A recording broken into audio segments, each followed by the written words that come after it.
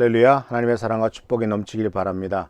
오늘 6월 3일 이 아침에 하나님이 동행하시며 축복하시는 은총을 경험하시기 바랍니다.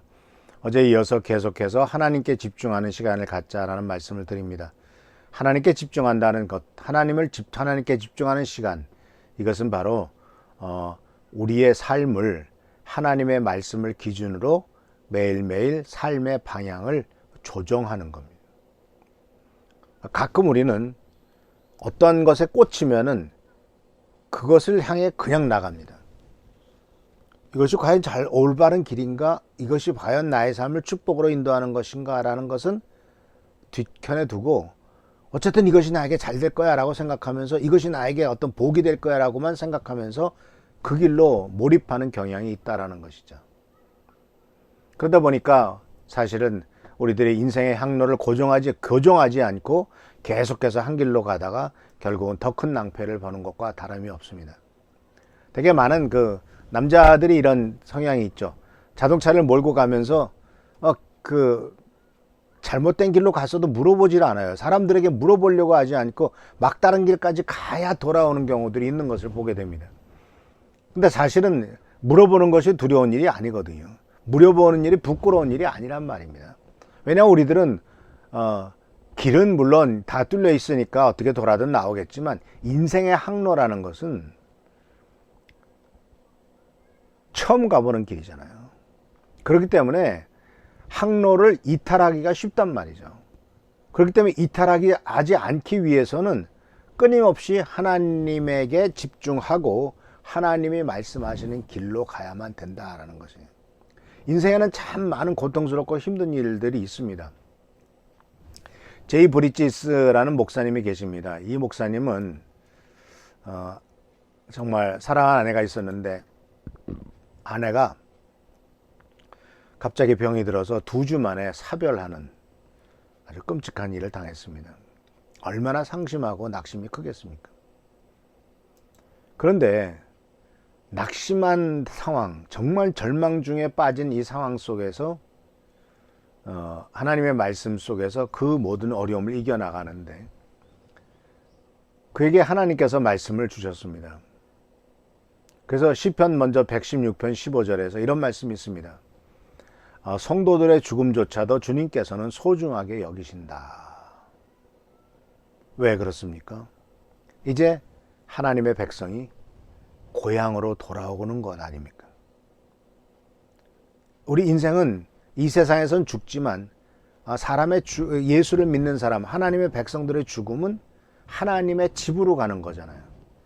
그래서 고향으로 돌아오기를 기다리고 있는 어르신들을 생각한다면 고향에서 기다리는 하나님 아버지의 마음을 생각하게 되고 또 고향으로 돌아간 아내를 생각하게 될 때 이제 우리 아내는 고향으로 돌아가서 하나님의 사랑 안에서 편안히 쉬겠구나.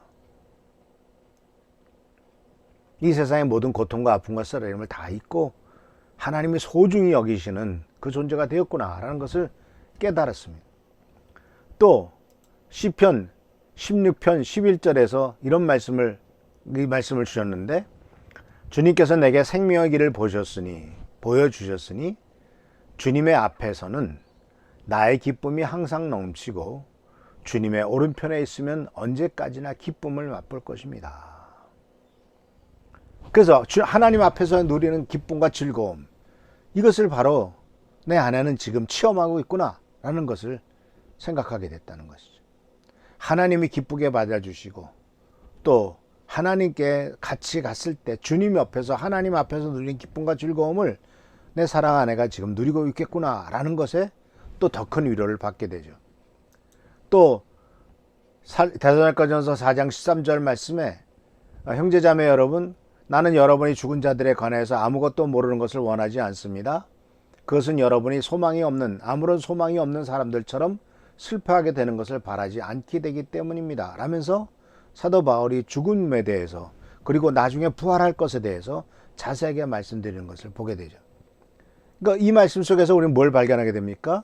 이 데살로니가전서 4장 13절에서는 사랑하는 자들을, 사랑하는 가족들을, 사랑하는 남편을, 아내를, 자식을 떠나보낸 사람들에 대해서, 부모를 떠나보낸 사람들에 대해서, 남겨진 사람들에 대한 위로를 주고 있지 않습니까? 그래서 이런 말씀 속에서 하나님은 집으로 돌아오는 자를 기쁨으로 맞이하셨다. 또 내 아내는 영원히 하나님과 함께 계시면서 하나님과 큰 기쁨과 만족을 누리고 살 것이다 라고 하는 하나님의 말씀 속에서 이런 큰 축복과 은혜를 발견하게 되고, 비록 정말 사랑하는 아내가 죽어서 상실감과 고통과 쓰라림이 있지만, 그래도 지금 현재 내 아내가 이 세상의 모든 아픔과 쓰라림을 다 벗어버리고 하나님 품에서 누리고 있을 그 기쁨을 생각하면서 이 아픔을 이겨나갔다라는 기록을 본 적이 있습니다. 사랑하는 성도 여러분, 하나님을 향한 사랑, 우리를 향한 하나님의 사랑은 항상 우리 마음속에서 새로워져야 됩니다. 우리는 세상 일에 부닥기다 보면 자꾸 잊어버리거든요. 그러나 하나님을 향한 사랑과 우리를 향한 하나님의 사랑을 잊지 마시기를 바랍니다. 그런데 우리는 조심해야 될 것이 있는데, 바로 그게 뭐냐면은 하나님과의 교제를 율법주의적인 올무로는 생각하지 마십시오. 꼭 이래야만 하나님이 날 축복하실 것이라는 등, 이것을 하지 않으면은 큰 심판이 있을 것이라는 등, 이렇게 생각하지 마십시오. 우리를 향한 하나님의 태도와 사랑은 큰 영향을 받는 게 없습니다. 우리들 스스로가 문제인 것이죠. 그래서 우리는 경건의 시간을 통해서, 경건의 시간을 했기 때문에 축복을 받는 게 아니라 경건의 시간을 통해서 하나님을 만나고 하나님과 함께하며 하나님을 의지한다는 사실을 꼭 기억하시기를 바랍니다. 그래서 브라더 로렌스라고 하는 사람이 있습니다. 이 사람이 쓴 유명한 고전이 하나님의 임재 연습이라고 하는 책이 있습니다. 이것은 우리가 길러야 될 습관이죠. 사실 내가 항상 머리를 숙이고 기도할 때, 아침에 눈을 뜰 때, 그리고 잠자리에 들기 전에 항상 먼저 하나님을 묵상하시기를 바랍니다. 그리고 어렵고 힘든 일이 생기면 즉시 무릎을 꿇는 일이 습관화 되시기를 바랍니다. 하나님께서는 하나님을 찾는 자들에게 결코 무시하지 않으시는 분이고, 하나님을 찾는 자들을 결코 가볍게 여기시는 분이 아니다, 여기시는 분이 아니다라는 사실을 꼭 기억하시기를 바랍니다. 그래서 우리가 하나님 앞에 집중할 때 하나님은 우리의 모든 것을 다 들으십니다. 또 하나님께서 우리들의 모든 것에 대해서 다 알고 계시고, 또 우리가 하나님 앞에 집중하는 만큼 이상 우리들에게 더욱 가까이 오셔서 우리에게 힘과 용기를 주신다는 사실을 결코 잊지 마시고, 항상 주님을 의지하고 주님과 집중함으로써 인생의 어떤 쓰러림, 어떤 고통, 어떤 아픔도 하나님이 주시는 말씀과 인도하심을 통해서 극복해 나가는 여러분 되시기를 축원합니다. 하나님은 충분히 우리들에게 은혜를 주시고 또 위로를 주시는 분입니다.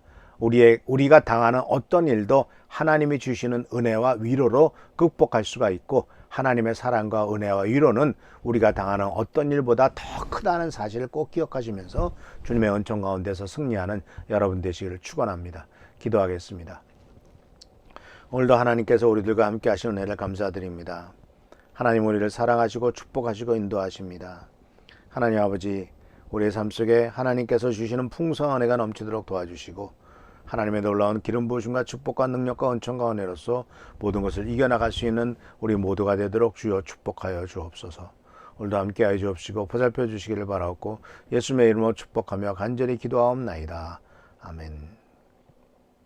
오늘도 하나님이 함께 하시기를 바랍니다.